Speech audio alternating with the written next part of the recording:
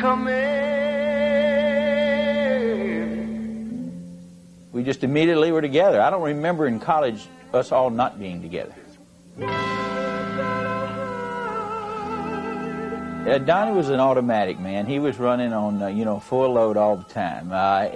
He was not semi, he was a full automatic, and our kind of guy. I think. A broken heart. Eli's coming, hard your heart, girl. Eli's coming, hard your heart, girl. He was a very fun-loving, exciting, even hard-working at that time. He was always wanting to be the leader and in charge, you know, in the middle of everything. We ran a fraternity house when I was in college that, when I say ran it, I was president, he followed right behind me, that, gosh, had a $250,000 note every year. The house did. I mean, you had to, it wasn't like you just said, let's go down here and have a party every weekend. There was a business angle to this. I think Donnie and I enjoyed that end of it, and certainly Donnie Jones, as much as he enjoyed the fun part of it. Probably more dangerous is this little twinkle in his eye that he gets, so that I know something's going to happen, and usually it's going to happen to me.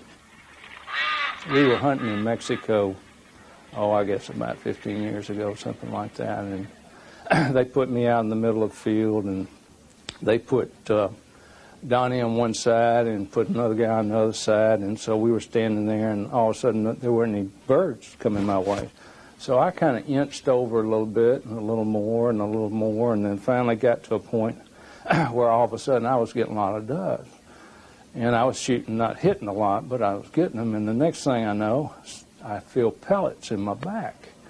And I turn around and I look, and there's Donnie, and I yell at him. I said, Donnie, you're shooting me. And he said, you're absolutely correct, and if you don't move, I'm going to continue to shoot you. Slipping away, sitting on a pillow. When we were in Japan one time, the waitress came up to the table, and Donnie was talking to her, and, you know, he was in the USJCs and president of JCs, and, you know, he said, you know, he knows the Japanese culture, and the next thing I know, I get slapped in the face by this waitress. And Donnie's just laughing. He thinks it's the funniest thing. Well, to this day, I don't realize what he said. Celebrate, celebrate, dance to the music. My grandfather and my uncle were politicians, and they encouraged us to consider that. And that's the way our company was. My dad ran the company, Jones Brothers. My uncle, Fred Jones, was in politics. And so when Bill, my brother, came to the company after college, that's sort of the path that we took. He ran the business, and my dad was still active at the time, and I went into politics. I was really lucky. I somehow got involved in the JCs, and then after just a few years, I ended up being national president of the JCs, and I got exposed to a lot of different things. I'd been to every city over 10,000 people in the United States at least once. I'd seen every national monument. I'd seen things that, you know, a kid from Bossier City would have never expected to see. I thought that maybe I could spend a little time doing that. I was young. So, you know, I took a shot after I left Tulsa and came back here to run for mayor of Bossier City, and was lucky enough to get elected in the primary.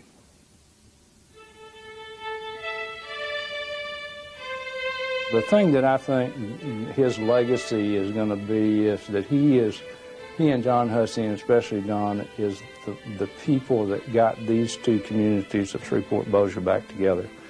I felt that it was important that Bossier and Shreveport not compete against each other, but join with each other and compete against other regions. He was mayor of Bossier back in the 80s, and during the mid to late 80s,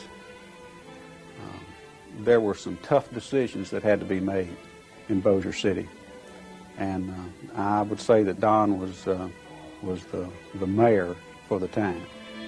He when he made decisions, he knew that they might hurt him politically, but they were the right thing to do. And he made them, and he stuck by them.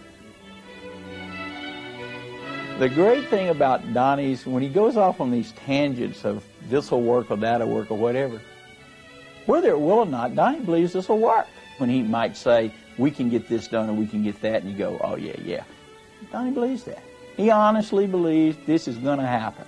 And I've always respected from that. Now, I might walk away and say, good gosh, Donnie, are you going completely wacko? But I get in line and follow him like everybody else, you know.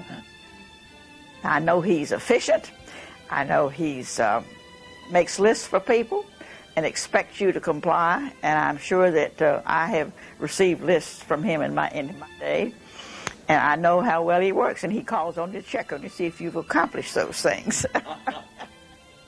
The thing I admire most in him is his ability, even in the areas where he may be chairman of a board or president of an association, every time he enters a room, he always makes everyone in there feel more important than him.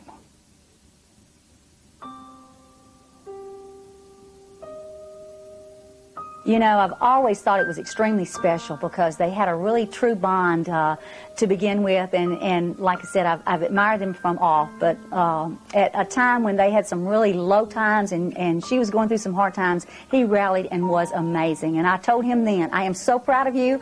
It was just amazing to see what he did and how he came through for her and their family. I know that he called me that night when we were at the hospital to get a hold of Monsignor Provenza. He knew he and I were very good friends.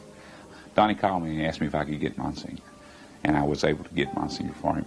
It was nice to be asked to be able to do something for him for a change, because he's always doing for everybody else. Wow. He always does for everybody else. He just knew how to treat people right, and he knows how to treat people. I know that there are two people in particular that I can think of that are mentally challenged people that Don's known for many, many, many years. And Donnie still stays in contact with these people. They have his home phone number, and they call him frequently. As a friend, I guess I consider myself lucky to be one of his friends, and that has been one in which I value the advice he's given me. I trust his word because it's take it to the bank. I think of all the things about Donnie I've always admired about him, that's the thing that I know if I'm in there with Donnie, if it's a foxhole, or if it had been, and back then it looked like it might have would have been, or if it's anything else, I can count on Donnie Jones.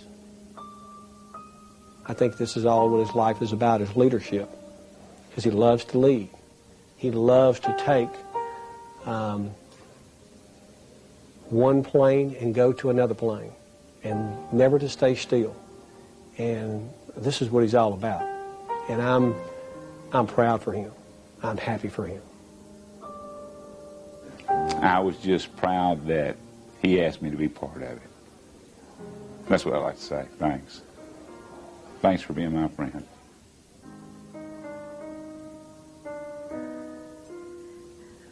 Don Jones, you are a credit to the human race. And I'm proud of you.